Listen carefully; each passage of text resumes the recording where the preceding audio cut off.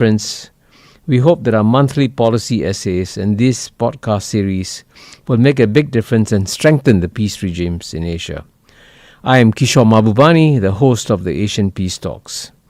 After a somewhat long break, I have to confess, we are back with our 9th episode. This episode is part of a series that we call the Asian Voices for Peace. For this episode, we are delighted to interview one of the foremost experts on Indian foreign policy, Professor Kanti Bajpai, to talk about India's relations with China and Pakistan, which, as we all know, are somewhat challenged today. Kanti Bajpai is the Vice Dean of Research and Development and the Wilmar Professor of Asian Studies at the Lee Kuan Yew School of Public Policy, NUS. He has previously taught at Oxford University, Jawaharlal Nehru University, and the Maharaja Sayajirao University. He has also written extensively on India's foreign policy. Thank you, Kanti, for joining us again, especially before you return home to India after a long and fruitful stint at the Lee Kuan Yew School of Public Policy. I'm going to begin our conversation today by talking about the India-Pakistan relationship, even though most of our conversation today will be about the India-China relationship. As we all know, a horrific terrorist attack took place in Kashmir on 22nd April. 28 innocent civilians were killed by terrorists. And on 7th May, India decided that it had to respond by bombing sites in Pakistan and Pakistan-administered Kashmir. This resulted, of course, in a lot of damage. And after the May 7 bombings by India, there were various other actions that had been taken place. Now, we are taping this podcast on Friday, 9th May. It's clear that India and Pakistan seem to be once again on a sort of a downward spiral. So my first questions to you are, realistically, can the international community do anything to restrain both sides? If so, which countries are most likely to be effective in restraining India and Pakistan from going into a much worse situation? Well, first of all, Kishore, thanks so much for having me on this talk series again. I'm very happy to be here. And as you say, it's kind of my swan song as I head back to India upon retirement. On your question, I mean, I think the clearest thing we can say now, a couple of weeks into the crisis, is that no outside power seems to have had much of an influence. China, the United States, and Saudi Arabia are probably the three most influential powers. The United States with both sides, both India and Pakistan. China to a lesser degree with India, but much more so with Pakistan. And Saudi Arabia has quite a good relationship with both India and Pakistan. And just recently, the Saudi foreign minister suddenly dropped in to India after a visit to Pakistan as well, right in the midst of the crisis. So the Americans have said that they're not particularly interested in getting involved very much. J.D. Vance said it's not America's business. On the other hand, Marco Rubio has been in touch with both governments. The Chinese have supported Pakistan's right to security and have counseled both sides to be restrained. I think the Saudis have said less publicly, but they're working behind the scenes much more. On the other hand, having said all that, obviously the conflict is not in full swing, but there's artillery fire across the line of control and probably now the international border as well. And there have been missile and perhaps aeroplane strikes as well. So it seems that at the moment in this early stage, they're fairly immune to external intervention and are looking to exact a certain amount of toll or revenge on both sides. The one other good point, just to mention along the way, is that it seems that the two national security advisors are in fairly regular touch, which suggests that they're attentive to the problem of escalation and want to try and control it. Well, I must say I'm very glad you mentioned the last point, that the national security advisors are in touch with each other, because that shows that communication is very important in times like this. Now I'm going to take a slightly sort of longer helicopter view of the relationship between India and Pakistan. They've had a separation, as we all know, in 1947, 78 years ago. But unlike other countries which have also experienced bitter separations, like Malaysia and Singapore, for example, India and Pakistan, after 78 years, have never been able to ever seriously normalize their relationship. For example, they don't even have normal trade relations. So what do you see as, leaving aside personalities and events, what are the structural reasons for the failure of India and Pakistan to normalize their relationship along the lines of other countries which also have had bitter problems in the past? Well, the good news is that they have tried and in the past have had some successes. So it's not true that they've never normalized at all. Sadly, but I guess after each war, they've had to come together to broker some sorts of agreements. I say sadly because of the war, but positively, they did try to normalize after each war, including to have normal trade relations, which broke down in the late 1950s. But in each case, in 1965, 66, when the Soviets brokered an agreement, in 1971, when they brokered an agreement bilaterally after the Bangladesh War, in 98, 99, they again had agreements in the wake of the Kargil War. And each time they've signaled a normalization of diplomatic relations and also trade. Unfortunately, I think Pakistan has never been quite able to get to the point of giving India MFN for domestic political reasons mostly, perhaps some domestic economic lobbying by certain companies and so on. But I think the big problem for Pakistan on this issue of trade has been that they fear an India trade lobby might develop within Pakistan and become, a kind of influence. So trade might become a channel or a vehicle for Indian influence within Pakistan. I think that's, I remember years ago when I interviewed Pakistani economists and decision makers, many of them said that quite apart from the economic logic, which is a positive one, it's the diplomatic and concern about the transmission of influence through trade that makes them afraid of giving India MFN. So trade is kind of always there in the conversation, but we never seem to quite get to it. I think the real structural problem, though, of course, is Kashmir, which is what sparked this crisis as well. And that has, it's not just territory, because Kashmir itself as a territorial unit is not very big, but it's the identity and the symbolism of the national identity of these two countries, which are mixed up with Kashmir. It's a Muslim majority province, and Pakistan thinks that by the logic of partition in 1947, they should have got Kashmir because all Muslim majority areas were supposed to be part of West Pakistan. The Indians say that the ruler of Kashmir, who happened to be a Hindu Maharaja, legally acceded to India, and so they have a right to the territory. But more importantly, it confirms the fact that in a secular India, a Muslim majority province can be happy. And so it's important for India's secular kind of national identity as well. So I think the really big tussle is kind of over this, the symbolism or the meaning of Kashmir to both sides. And that's a much more difficult thing to get over. Or get past. In many of such territorial disputes, at some point in time, people just say, okay, let's accept the line of control. I mean, we'll never be able to move the borders. Is anyone advocating that?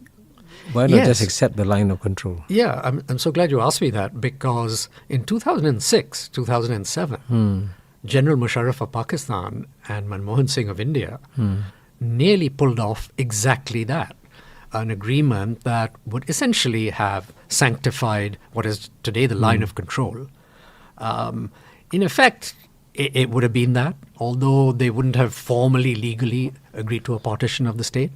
But Manmohan Singh said, let's keep what we have, but let's have it as a kind of soft border. people from the two parts of Kashmir without visas could probably go back and forth. There would be more border trade. More interestingly, the two agreed that there would be municipal functions in common.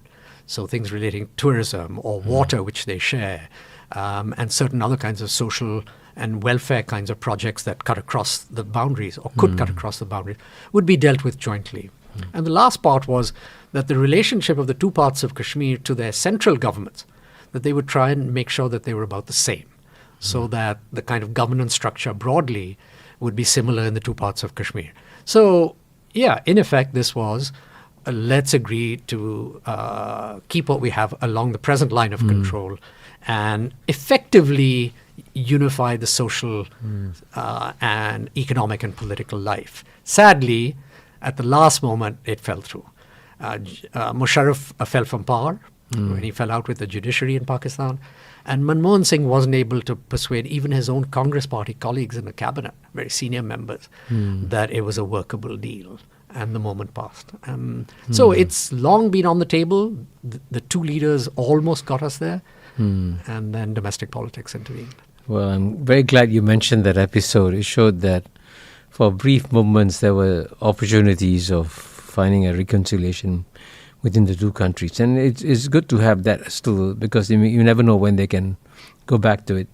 But in the meantime, before we turn to go to India and China, as you know, the goal of the Asian Peace Program is to promote peace in Asia by coming up with small suggestions that could help to improve relations among Asian countries which have troubled relationships. If you had to suggest a few baby steps that India and Pakistan could take to normalize their relations, what would you give as examples of small, I guess they also call them confidence-building measures, CBMs? Yeah, I mean, at this moment, it's probably pointless to talk about small and baby steps. We've got to get this conflict settled and stabilized and get past it. And then after some decent interval, I think, there are a few things. I mean, for instance, there are a couple of agreements that already exist on the Siachen Glacier dispute, which is also in Kashmir, on the Tulbul water project, which is also relevant to the water dispute between them, and also is in Kashmir. I mean, these would, and the Sir Creek dispute. Sir Creek is, India and Pakistan have a dispute over an estuary, basically, in the Arabian Sea, so way down south. And they did come up with 3 agreements in the early 1990s. And again, domestic politics stopped those going through legally and finally. But they're available. And without prejudice to the final settlement of Kashmir, they could dust off 1 or 2 of these. It's not plausible right now. There's too much bitterness. But with a decent interval, and once we get past this episode, they're kind of baby steps because the agreements already exist. And they're quite reasonable, rational agreements that they nearly signed. So I think that's one. They have an agreement on a ceasefire along the line of control, which the two armies were observing until this crisis blew up. So I suppose they could modify that and resurrect that in light of what they've just learned. But the third and most important thing, I think, is that, and this is probably more Pakistan's responsibility, they're probably going to have to demonstrate some greater control over these extremist groups, the Jaish-e-Mohammed, the Lashkar-e-Toiba, the Hizbul Mujahideen. And there's not much India can do about reining those in. And so the Pakistani government, on the funding, on having these very big mosques and schools around their facilities, have to try and intervene there to do something more, I think, to reassure India.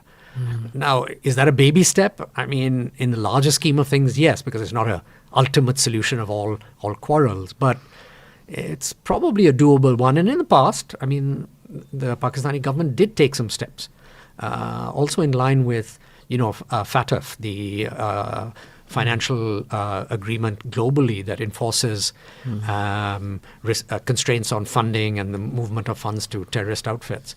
And so Pakistan has used that to try and do something, but it needs to do more, I think. So that's kind of a baby step, I think, for Pakistan to do. Maybe eventually then, they can come back to trade as well. Well, thank you, at least, for giving us some suggestions, because it's important to always keep them in mind if we decide one day that the time has come to improve the relationship. And now we're going to turn to also another troubled relationship, the India-China relationship, on which you have written about quite a bit. And as you know, things were going reasonably well between the two countries until the very unfortunate June 2020 Galwan clashes. And that set back relations for many years. And it looked as though it would remain difficult and fraught, but there was a kind of a breakthrough agreement in October 2024 at the border, which came as a surprise to many of us, because before this, it was all negative. So against this backdrop, did you see this October 2024 agreement coming? And if so, what were the factors that led to India and China to sign this border agreement? And has it improved trust between India and China? Actually, I did kind of have a sense that it was coming. I know you don't want to refer too much to personalities and so on, but in this case, I think it's important to say something about Modi, Narendra Modi, the Indian Prime Minister, because he's always had a sense of looking up to China for what it's achieved. I mean, I wouldn't say he loves China, but he recognizes that something monumental has happened there developmentally. And he's constantly, been studying China. He, as chief minister, he went there many times. He received Chinese business delegations. When he was out of favor with the Western powers, when he was chief minister, China didn't give up on him. So I think he remembers that very well. And I think he made an effort in the first term of his in office to reach out to Xi Jinping, and likewise the Chinese reciprocated up to a point. So I think he's always been a force within the government for a fairly calm, pragmatic view of China and what the link with China can do for India, especially economically. Of course, other forces have not been so positive probably in India. And so I think that's the first point, is that Modi has kept an eye on China and its achievements and seen a sort of positivity for India there. And when in the run-up to the 2024 elections, he gave an interview with the Financial Times where he said that, China is a very important country for us and we must have a good relationship with it. This can't go on forever. That was kind of the tone of his message. So I think that reinforced my view that, a time will come when India under Narendra Modi will make a bid to repair the relationship. And just as a semi-joking kind of idea, I had a feeling that if he'd won the election big, that in a third term, with a view to legacy and to his broader sense that a stable relation and productive relationship with China was important, that he might have done something ambitious, or in terms of a settlement of the dispute, the boundary dispute. But he didn't win the election big, and so again, domestic forces were probably a constraint on him. So I think that's the first thing. I think coming to the more generic sort of reasoning for why this happened. I think the first is that after Galwan, 4 years on, with a deployment of 60,000, 70,000 troops in advanced positions in very hostile geographical locations, extreme cold and so on and so forth, they both know that there's no military solution. And these troops and equipment are being exposed to very harsh weather. So I think the futility of a kind of military confrontation in that zone, I think, has come home to both militaries and governments. The second is economic. I think it's very clear that India, which has grown at about 7% per annum over 30 years, has kind of understood that if it doesn't have an economic relationship with China, it can't go beyond that 6 or 7% threshold. Because the Chinese economy is too big, India needs all kinds of stuff from China, and including investment. And it just can't seem to get past 7%, I think, without integrating more with China. And for the Chinese, with the sharpening of all the troubles with America on economics, even during Biden's time, indeed worse during Biden's time, if anything, and now with the specter of Trump by November last year, I think the Chinese are looking for other big markets. And India's 1.4 billion people, the largest country on earth in population terms. I mean, that's a massive market right on your doorstep. And China wants more flexibility and diversity in its economic relations. So I think that was the second factor that has been pushing them. And it's interesting that since then, India has been gradually opening up and going back to a more normalized trade relationship with China. And the third force is a political one, which is, I think India doesn't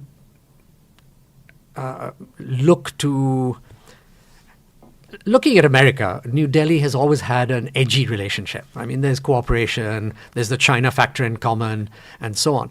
But on political issues, human rights, democratic backsliding, the place of minorities in India, every time the Americans wag their fingers at India, that sticks in the Indian craw, I think. And so there's a political problem there, especially with a conservative-minded government like Narendra Modi's, which just doesn't like foreign commentary on India's domestic politics, even more so than other Indian governments. The Chinese have a very similar problem. They are even more neuralgic about American commentary on Xinjiang or Tibet or the lack of democracy and human rights and so on. So in fact, they, in that sense, they have a kind of common cause and would rather be, together diplomatically, politically on the world stage than against America, tacitly at least. And I think and last point, which is related, is that to this third point, is that, on many global public goods issues, they are closer to each other than they are to the Americans. Climate change, the world economy, humanitarian intervention issues, peacekeeping, all those kinds of things, the internet, and the broad issue of state sovereignty above transcendent global norms. I think that brings them together. Well, I'm really glad you spelled it out so clearly. It's personality, it's economics, it's geopolitical alignments, and in agreement on global public issues. And the military stalemate. Yeah. That's right. And at the same time, can you just briefly describe the October 2024 agreement to our listeners? What's the essence of that agreement? I mean, at the heart of it is the idea that there will be troop reductions in those forward areas.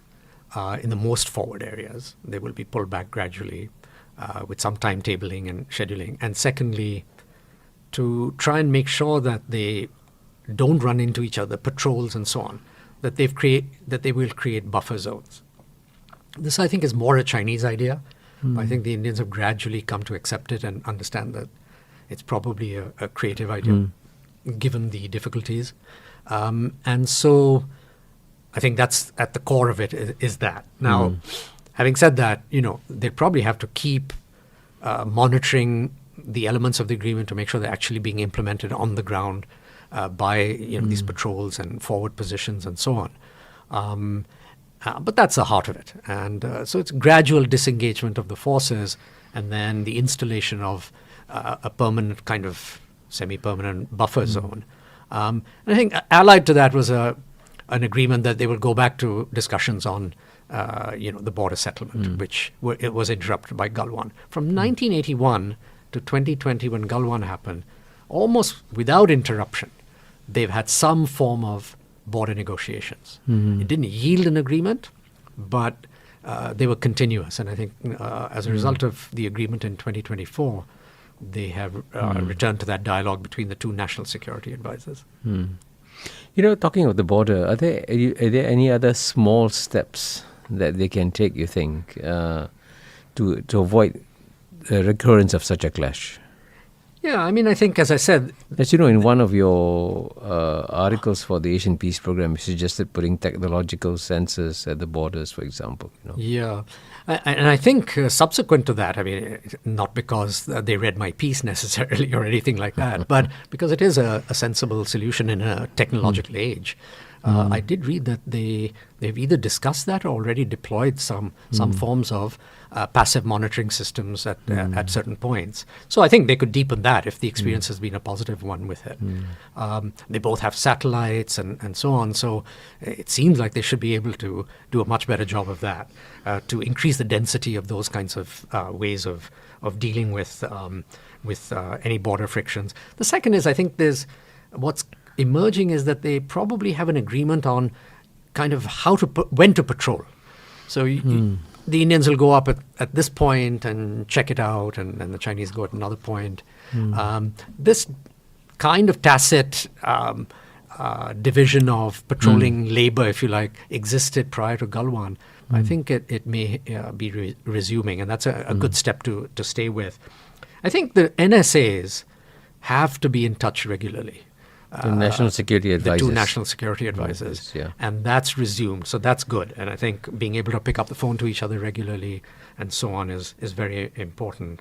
And I think the other big thing is the one I mentioned earlier, which is that the economic relationship seems to be resuming, partly because of Trump and the tariffs, but even prior to that. And so, that, and then, direct flights from India to China have resumed and vice versa, which had stopped. The flow of students is still, from India particularly to China, is still pretty massive. So, I think facilitating that, ensuring it continues, having the broader diplomatic and military dialogue, those are things for now that I think are good steps.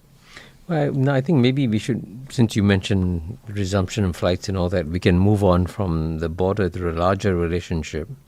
And here too, there's tremendous potential, for stronger relationship, especially economic relationship between China and India. But as we all know, it's very much under fulfilled. And and both sides have restrictions. I mean, for example, India has effectively banned Chinese investments. A Chinese electric car company, BYD, is not allowed to invest in India. Similarly, India has refrained from joining the RCEP. So against this backdrop, what do you think are the baby steps that countries can take to gradually normalize the economic relationship? Well, again, I mean, I think the first thing which China has already signaled, to be fair, is that they're going to look at how Indian exports to China can be facilitated, because there's, as you know, a huge trade gap. Last year, I think bilateral trade was the largest for India. It was about 120 billion. But the balance is, $100 billion balances in favor of China. So India barely exports 20 billion worth of goods to China. So I think, this has been a sticking point for years, but Beijing has signaled recently, especially after Trump arrived, that they're going to be looking at how to try and improve the flow of Indian goods to China. So I think that's a relative, I guess you could call that a baby step. It's not a macro kind of solution to the overall rivalry and border problem, but it would really assuage a lot of Indian worries and fears. I think on the Indian side, given what's happened with Trump and the tariffs and so on, and if India is going to strike a deal with the Americans on tariffs, lower tariffs, and there are Indian economists arguing now that the positive of the Trump bombshell on tariffs is that India may have to lower tariffs, and that's good for India, good for the economy. Which means possibly that India could find its way back to the RCEP that you mentioned. By the way, the agreement with the trade deal with the UK just a couple of days ago does have some ESG elements there, which is generally a sticking point for India. When it does trade deals, it doesn't like that. And I think there isn't much of that in the RCEP. The big worry there is Chinese economic dominance. But I think, India is limbering up on trade now as a result of Trump. And so it may find a way back to the RCEP. If it's going to have troubles with the Americans, then perhaps it needs to come back to the East Asian economy. And so I think, that's another possibility. And it's being talked about a little bit in quite high places in India. Well, I'm glad to hear that, because there's a study by the Peterson Institute for International Economics which says that, quote, India's income will increase by $60 billion annually if it rejoins RCEP, and will fall by $6 billion if it does not. So clearly the economic argument for joining RCEP is very strong, and as you pointed out, even without joining RCEP, India already has a substantive trade deficit actually of $112 billion in 2024. So the arguments for joining RCEP are very strong. But why aren't there more Indian economists publicly advocating that India does something that is actually in the long-term interests of India? That's a good question. I mean, I'm going to take a guess at some of the explanation. I think part of it may be that Indian economists are a little bit in the shadow of the government. If the government doesn't want the RCEP, I don't think they want to contradict the government very publicly. And so that's probably one good reason. The second is quite a lot of Indian economists are quite protectionist-minded even now. So it's not that they're afraid of the government or afraid of contradicting the government in public, but they quite agree with the government and feel that, joining the RCEP means more of a deficit with China, Chinese goods flooding into India and undermining local production. So, they concur with the RCEP decision. But what's this tumult that the global economy is in now with Trump may cause, things to move. The one difficulty is going to be this, which is that if India cuts a deal with the Americans on tariffs, which somehow is bad for China, because the Americans are very keen that Australia and Japan and the South Koreans and India and so on, 5 or 6 of these big trading partners of China, join it in a kind of economic front against China. So if that's the Trump vision of a trade deal with India, then there's going to be a problem with China. And the Chinese have already warned, not just India, but everyone at large, saying, if there are third-party deals, particularly deals with the Americans that are intended to hurt China, then China will take actions. So that's one worry I have. It'll be very interesting to see what kind of deal India cuts on trade and tariffs with the Americans. Yeah, you're right. The Chinese have expressed a lot of concern over that. The other area where India and China both play a major role in, of course, is in the global south. And quite naturally, many countries in the global south look to both China and India to provide some kind of leadership and, in fact, support too. And frankly, during COVID, China and India were much more generous with their vaccines than the Western countries were in helping the countries of the global south. And of course, in the area of infrastructure, China has done a lot in the global south. Now, in theory, both countries will be better off if they tried to cooperate in the global south rather than engage in a negative zero-sum competition. But at the same time, the idea of India-China cooperation in the global south is not even discussed or mentioned. So can you think of some good arguments that we can put across to both countries to persuade them that in addition to the normal competition, can they also look at the possibility of working together in the global south for the benefit of the global south countries and for their mutual benefit too? Well, yeah. I think particularly, let's say, in Africa or Latin America or even parts of Asia, they are competing at the moment for resources, metals or gas and oil and so on. They're competing for status and influence in these countries as well. They both give overseas development assistance. China, of course, far outpaces India in all of these theaters. So in that sense, there's not much of a competition, to be honest. Although in the minds of the Indians and Chinese, there is a competitive kind of feel when they see each other in these different parts of the world with their trade and diplomatic delegations and so on. But I think broadly, beyond the kind of material interests they have in these regions, they want the support of the global South essentially against the West, the powerful West, and the United States, the Europeans. And, here again, I mean, global public goods is one area where they're much closer to the global South than the Western countries are. So, it's a natural constituency for them. So I think, the broad proposition would be that they will both do well to cultivate the global South, because the global South will then be more supportive of their aims diplomatically against the West. But, also in dealing with global public goods, which the global South has an enormous stake in, particularly climate change, particularly developmental issues, global health issues, energy, the energy transition, all education issues. So I think, doing good together here will in the long term come back to help China and India. Global South will host them in terms of economic investments or trade and so on, sell their resources to them in a much better frame of mind if China and India are partners. And I think the real payoff for India and China to do it together is that it's a waste of their resources to compete.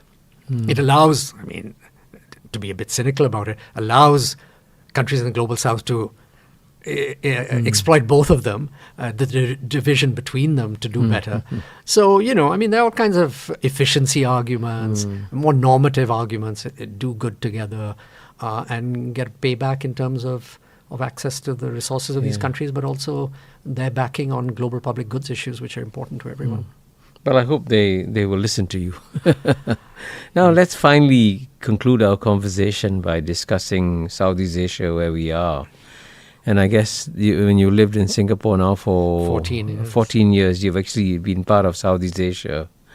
And what I find somewhat strange about the Indian-Southeast Asian relationship is that even though 9 out of the 10 Southeast Asian countries, with the exception of Vietnam, have an Indic base, and the Ramayana, Mahabharata are very much part of Southeast Asian cultures. And in his recent book, The Golden Road, William Dalrymple points out how amazingly the largest Hindu kingdom in history, the Angko Khmer kingdom, was in Southeast Asia, not in India. And yet there's surprisingly within India today very little interest in Southeast Asia compared to China. And China is investing a lot more in terms of developing ties with the part of the world which is culturally much closer to India than to China. And in fact, China's trade with ASEAN is now 7 times that of India's trade. So my broad question here is, how aware are Indian policymakers of the strong traditional links between India and Southeast Asia? And do they see Southeast Asia as a priority for India in terms of its long-term geopolitical priorities?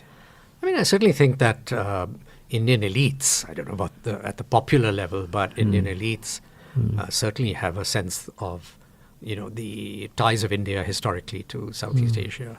Many travel here now, to Thailand, to Singapore, to Malaysia. Which Indian elite doesn't have a relative in Singapore, for instance, to Indonesia and so on. So I think they are aware of those ties. But I think one of the things that has held India back, going back even to the 1950s, is that there's also an understanding that Southeast Asians are a bit sensitive about, some of the cultural links or some of the cultural presumptions that Indians have about their link to Southeast Asia.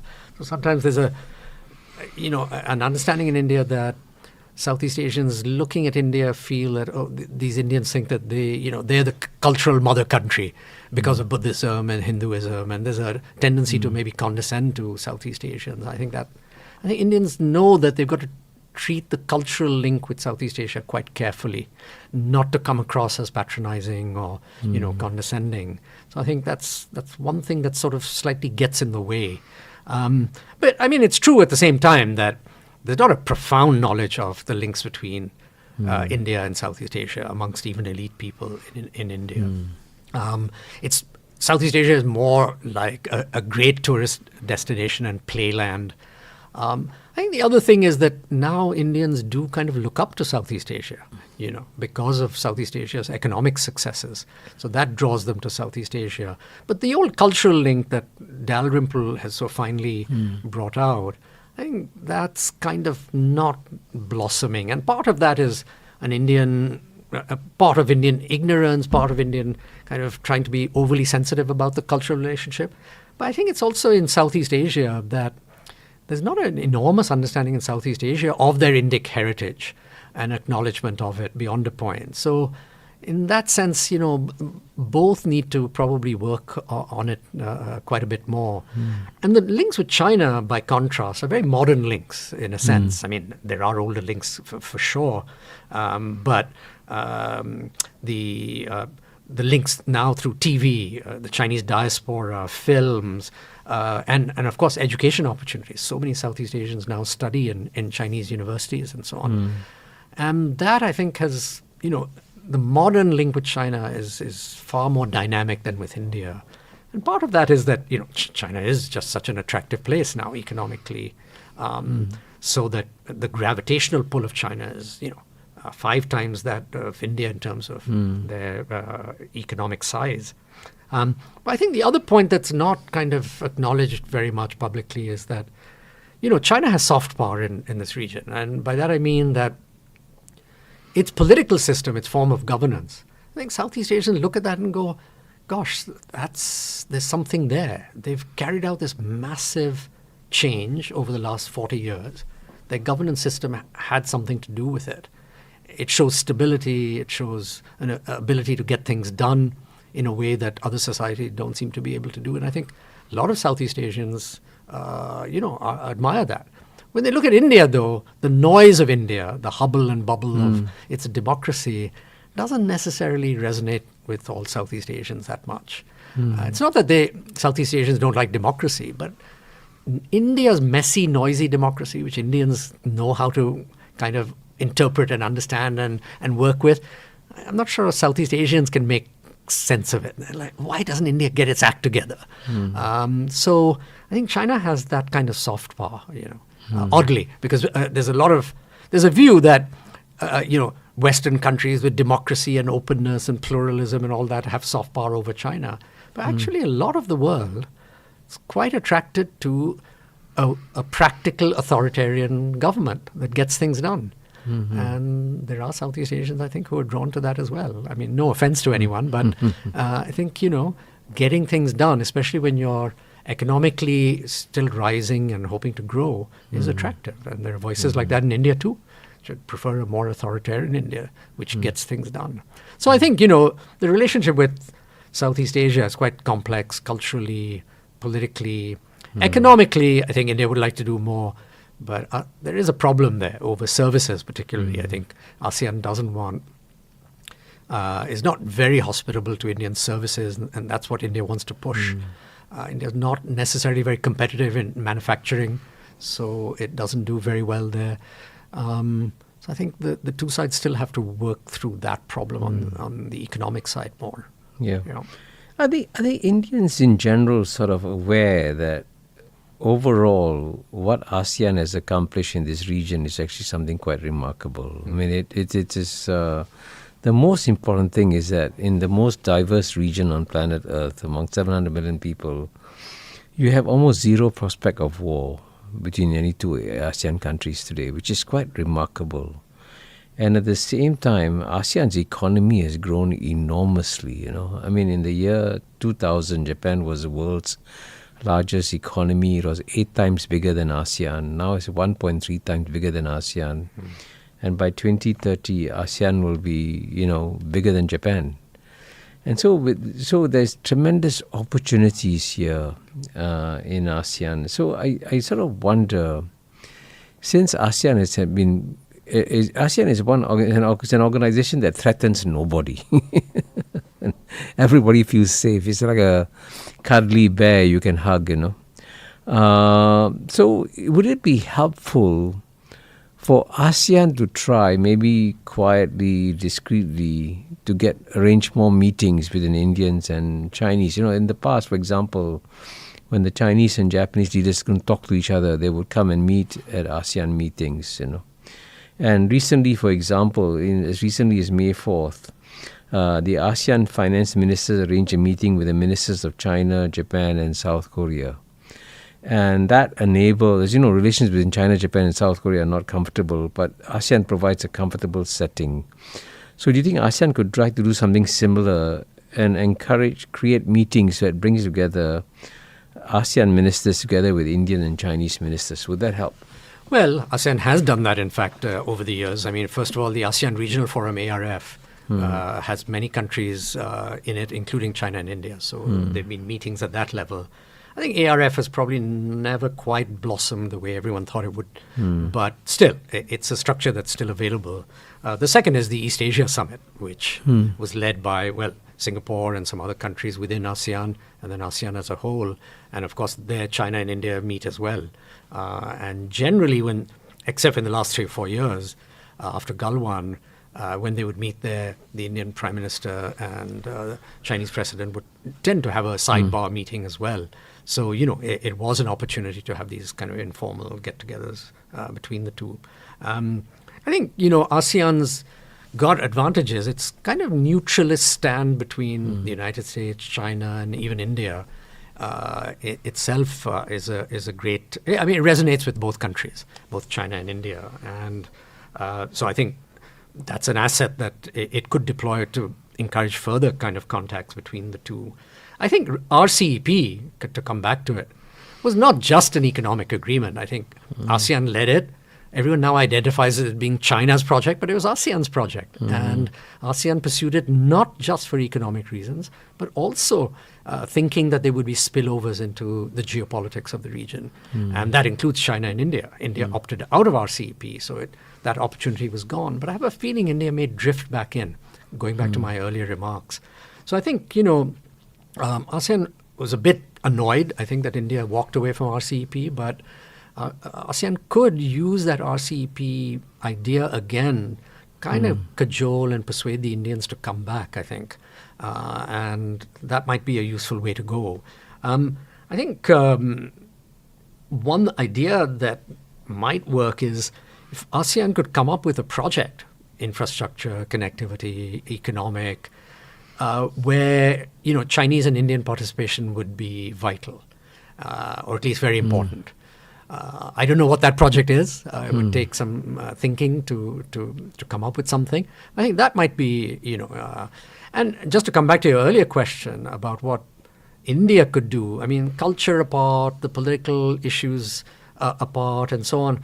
The one thing that India could do to make an impact in Southeast Asia is to deliver on some big project, They've been trying to build highways, from Myanmar, which of course is stalled at the moment, all the way through to Vietnam.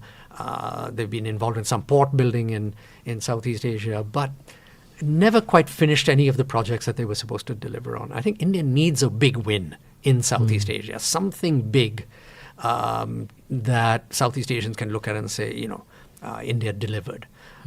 So maybe a joint China-India project that ASEAN could come up with is something that would bring the two closer together.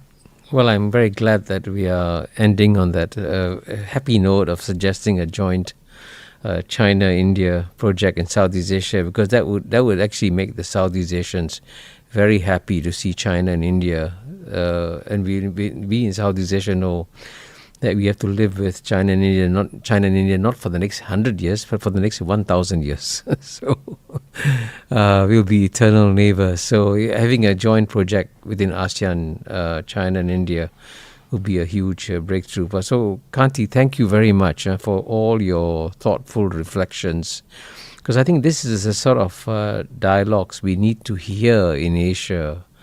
Dialogues about how we can all come together rather than drift apart. And that's, at the end of the day, that's the goal of the Asian Peace Program and the Asian Peace Talks, to find ways and means for Asians to come together and work together and ensure that we don't go to war.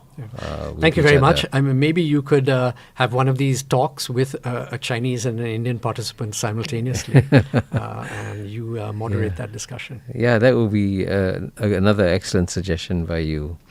So to conclude, let me say that the Asian Peace Talks podcast series is produced by Dr. Varigonda Kesava Chandra and Miss Kristen Tang, and is released by the Asian Peace Program, which is housed in the Asia Research Institute of the National University of Singapore.